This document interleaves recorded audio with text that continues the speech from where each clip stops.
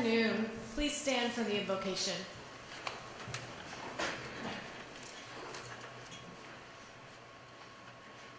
O Holy One, Eternal One without beginning or end, you are our present and our future. You are close enough to dwell here in this moment of transition and expectation when we celebrate one chapter of our journey and anticipate the next. You dwell in our hearts and minds here and now. But you are also bigger than this moment. You are in the relationships we have yet to build, the ideas we have yet to manifest, the legacies that have made us who we are, the future we don't know.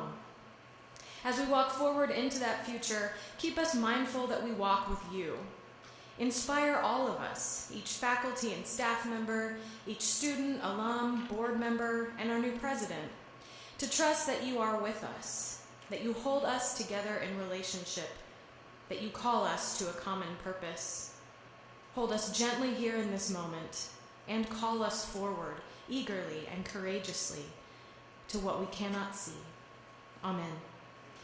You may be seated.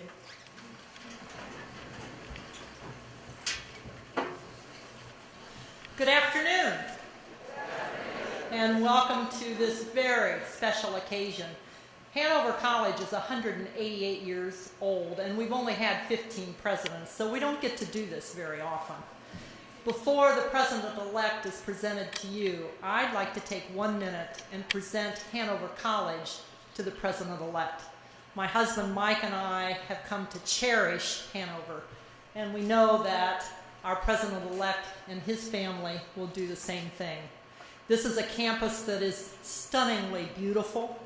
It is filled with dedicated, hardworking, passionate people about the kind of education our students receive. It is filled with alumni who step forward in miraculous ways to help our students, particularly hiring them for jobs, giving them internships. And in this most recent time, they've stepped forward. 5,000 alumni and friends have stepped forward to support Hanover College in ways that we couldn't have imagined. And the leaders of this recent campaign sit in front of you because it was the Board of Trustees that led that campaign. And then there's the student body. This is one of the most amazing group of young people I've worked with in over 40 years of higher education. They are truly engaged in their education. They care deeply about their experience, and you will love getting to know them. Mike and I give you and your family best wishes. And now I'll turn this over to the chair of the Board of Trustees. This man, along with his spouse, Mary Beth, have been the driving force behind that campaign. Mary Beth added creativity and innovation in ways we couldn't have imagined, and sparked innovation in ways that have enhanced everything we do at Hanover. Mark Levitt, chair of the Board of Trustees, will introduce the president-elect. Mark.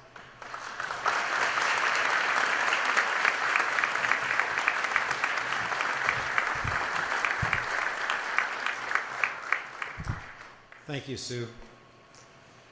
Hanover has been fortunate to have the leadership of Sue DeWine for the last 8 years, and we look forward to celebrating her presidency at the gala on March 20th and in May 8th when we have the all-campus picnic to celebrate once again her presidency. Today we are here to introduce and welcome the next president of Hanover College. The selection process was extensive and involved a lot of time and commitment from the search committee, and I'd like to recognize them at this time. Would each of the members stand as I call out their name? Elaine Beadle was the chair and did an absolutely fantastic job of leading this group. Elaine?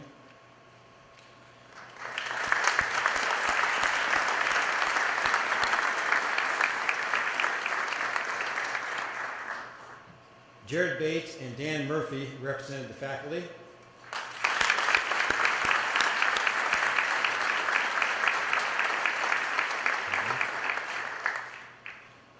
Derek Best and Megan Robinson represented the students.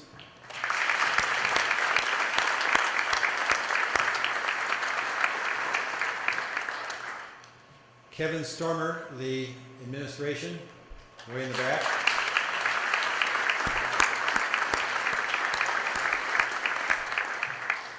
Mindy Wicks, the alumni.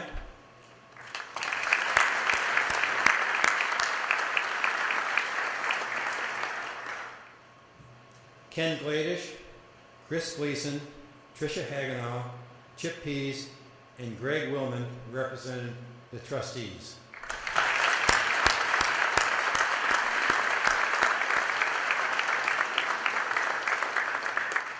Thank you for your dedication and thoughtful input.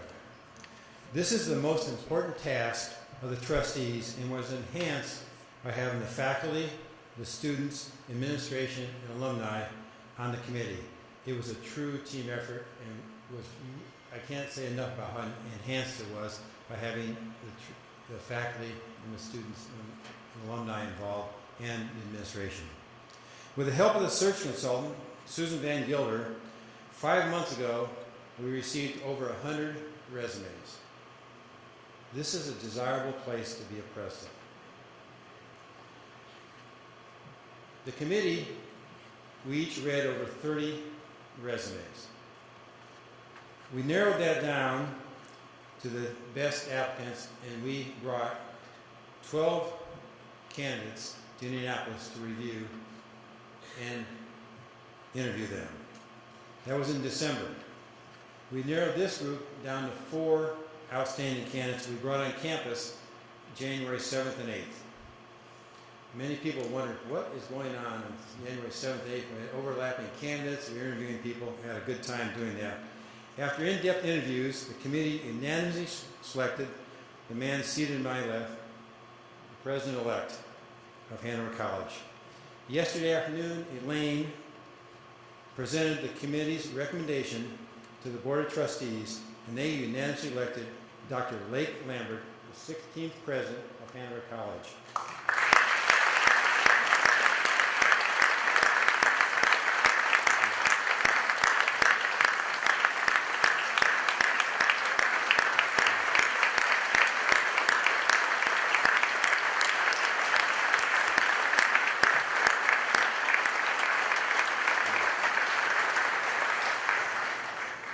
Before I invite Dr. Lambert to speak, I'd like to tell you a little about him. He currently serves as the Dean of the College of Liberal Arts at Mercer University. Prior to that, he was Assistant Dean of Academic Planning at Wartburg College in Iowa. He also served as Director of the Community Center of Engagement at the Wartburg College. Prior to that, he was Professor of Religion and the Board of Regents and the Chair of Ethics at Wartburg College.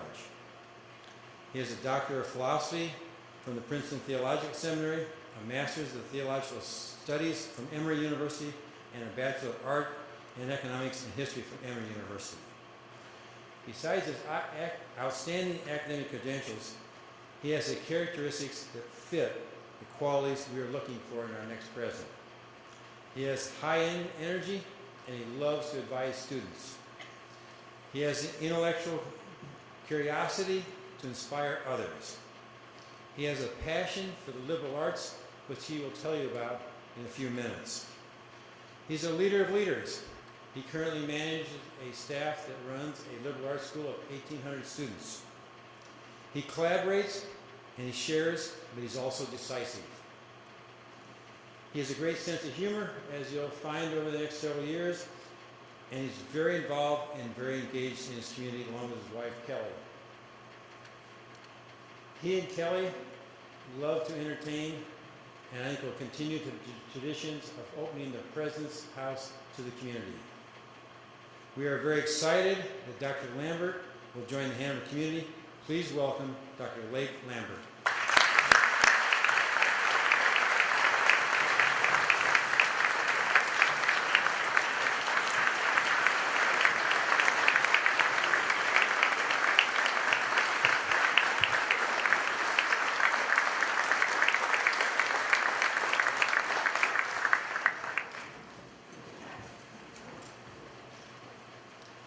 It is an incredible honor to be standing before you today.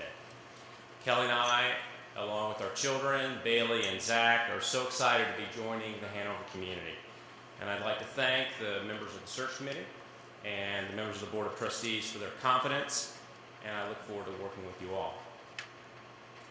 I've been watching Hanover for a long time, and I've learned so much more since I entered the search process to be your new president. I've learned that the type of place that Hanover is and the type of education it provides is truly distinctive. Hanover has commitments to the power of the liberal arts, as well as the development of the whole person that are increasingly rare in higher education today. Hanover is not a place where learning stops at the door of the classroom or the lab or the library. Too often today, phrases like learning community refer to linking a couple of classes. But what Hanover achieves is a campus-wide learning community. Hanover forms a community of faculty and staff and students who then make the college an exceptional place to learn and grow. This cannot be taken for granted. Sustaining a community, and especially a powerful learning community like Hanover's, is hard work. And it's increasingly difficult when technology and other realities pull us away from face-to-face interaction. And a focus on community must be more and more intentional. When I've reviewed President DeWine's record as president, I see that one of her many gifts to Hanover has been a focus on community. And Kelly and I want to build on that record.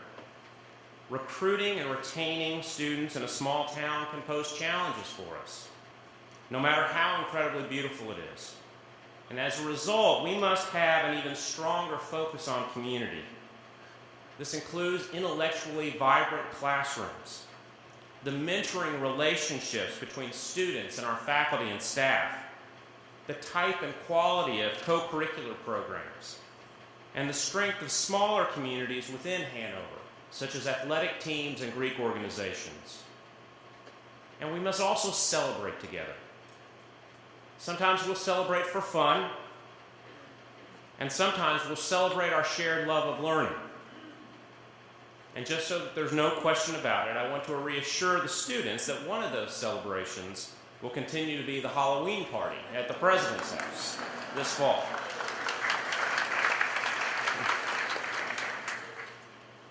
And to Hanover alumni, wherever you may be in the world right now, I want you to know that you are still part of the Hanover community. And as we begin work on a new strategic plan, I want to engage alumni in conversations and deliberations about the college at a scale and depth Hanover may have never experienced. I want conversations about the future of Hanover to involve the broadest group of stakeholders so that we can build the bonds between us as we envision together what the college might yet become. Of course, this community does not exist for its own sake. Now, Hanover exists to send educated men and women into the world. And now more than ever, we will need to focus on the outcomes we seek for our graduates and alumni. These outcomes will be much more expansive than mere graduation rates. And the outcomes we seek will need to be broadly valued by Hanover's diverse stakeholders. They will also require regular measurement and repeated communication. This attention to outcomes is being demanded by our accreditors, by federal and state governments, prospective students and their families, and the alumni, friends, and foundations from whom we will seek philanthropic support. But clear outcomes are also essential as we chart a course for the future in what remains a very challenging time for higher education generally and liberal arts education specifically. When I have thought about the outcomes that I would want for Hanover graduates, three broad areas seem essential: making a living, making a difference, and making a life. To make a living, we must ensure that our graduates are prepared for graduate school or careers. And in this area, Hanover's Business Scholars Program and now the Health and Biomedical Science Program are unique assets. but we will need to continue to think about how we can better prepare our students for professions or advanced degrees. To make a difference, we must prepare our graduates to be leaders in their places of work, in their communities, and around the world. To put it more bluntly, we expect more from Hanover alumni. Having a governor who is an alumnus is not an exception. It must be an expectation. But not just governors. We also expect captains of industry, local mayors, PTA presidents, Habitat for Humanity volunteers, and leaders in faith communities. And to make a life, we must develop the whole person so that our graduates can lead lives of purpose, conviction, and integrity. We want them to have a sense of vocation. Seeing their education is not just for their own benefit, but also a preparation for a lifetime of service to others. As James Blythe, Hanover's first president, said, "The college which does not make the cultivation of the heart a primary object had better never been founded." This is no less true today than it was in 1833. Working together to define outcomes further and to determine how we will both achieve and measure them will be one of the most important tasks that we do together. Given the rapidly changing context around us, and with a shared desire to ensure superior outcomes, we will have to do some things better and some things differently. In my conversation with the search committee over the last few months, the key word that has described this has been innovation. Innovation must be more than just a few new programs, although those will undoubtedly be important. What we will need is a culture of innovation in which creativity, problem solving, and entrepreneurship are present across the student experience. Just like writing or critical thinking, creativity is an indispensable part of a great liberal arts education. And creativity is not limited to the arts either. It permeates all of the disciplines. And we will need to give greater attention to the pedagogical practices that develop it. My experience is that liberal arts faculty are some of the most creative and innovative thinkers in the world.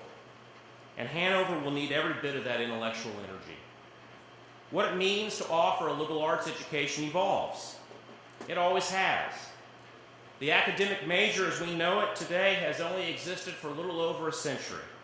And a liberal arts education is no longer restricted to the trivium and quadrivium. I hope to work with the faculty to develop several new program ideas, and I will work with faculty, staff, and trustees to define a clear process for how we will evaluate new programs. We have to think carefully about how new ideas will support Hanover's mission and values, and we must carefully evaluate the costs and benefits. President DeWine began a planning process over a year ago, and I want to support the new program ideas that emerge from those discussions while exploring other opportunities. As for the process, I will want to move quickly to develop a narrative and financial framework for proposals that we can use to consider new ideas, working with the faculty's new Program and Position Review Committee. To be a stronger institution, great care will also be needed in the stewardship of financial resources. Hanover has incredible strengths in this area, including endowment dollars per student, a successful fundraising campaign, and efforts to achieve a newly defined faculty-to-student ratio.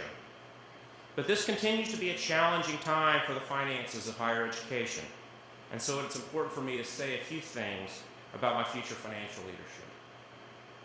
First, I am deeply concerned about the cost of private colleges like Hanover. Even with generous scholarship support, high tuition is creating a sticker shock that can drive students and families away. When I predict the future of higher education, most private institutions will still see significant tuition increases. But most worrisome is that at some point very soon, we may be unable to make a value proposition that spans the gap between the price of Hanover and the price of a public institution. And so we will need to chart a different course. To keep tuition increases low, cost containment will be necessary. I bring considerable professional experience in this area, and I am thrifty by disposition. In my view, a focus on outcomes goes hand in hand with a focus on efficiency and cost containment, because we can think anew about how we will achieve the results we want. This may mean doing something new. Perhaps it will mean doing something more, but it will also mean that we do some things less or not at all. Many options will be available to us. And as we move forward, I will want to offer complete transparency so that everyone understands Hanover's financial goals. I have confidence in Hanover's future, and a critical part of my job will be sharing that confidence with you so that we can envision the future together. We may not always agree on the decisions, but I will always be willing to explain them and listen to alternatives. As we work together to keep Hanover affordable, fundraising will become an even more important task. Hanover has a wonderful record on this front.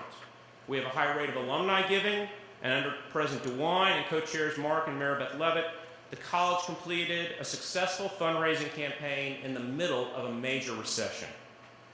I look forward to making the case for gifts to Hanover, and I will be active in doing it. Careful financial stewardship builds trust with donors and foundations, but we will also need to find new and better ways to tell the Hanover story. We don't want to be the best kept secret of the region, and we don't want our alumni to leave this campus and forget that Hanover continues to need their support. Over the next few months, and then intensely upon my arrival in July, I also look forward to getting to know you, the people of Hanover. I want to meet with academic departments, college offices, student leaders, trustees and spouses, and many college alumni. My goal is to hear your Hanover story. I also want to know what you want for the future of Hanover graduates. I have so much to learn, I know that, from traditions like the alma mater and the fight song, to the layout of the different Frisbee golf courses I hear are on campus, and much more in between. And Kelly and I look forward to learning it all, and really we can't wait. Thank you again for welcoming us to Hanover. I know that I've been entrusted with a great and even sacred responsibility, and I pray that God will grant me the wisdom to lead and serve you as your new president. Thank you.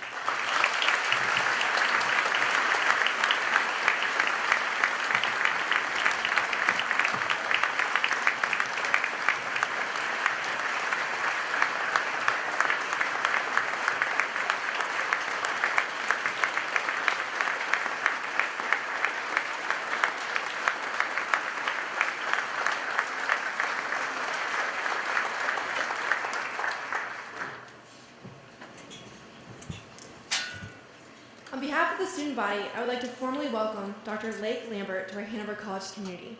And to do so, we would like to present you with a gift.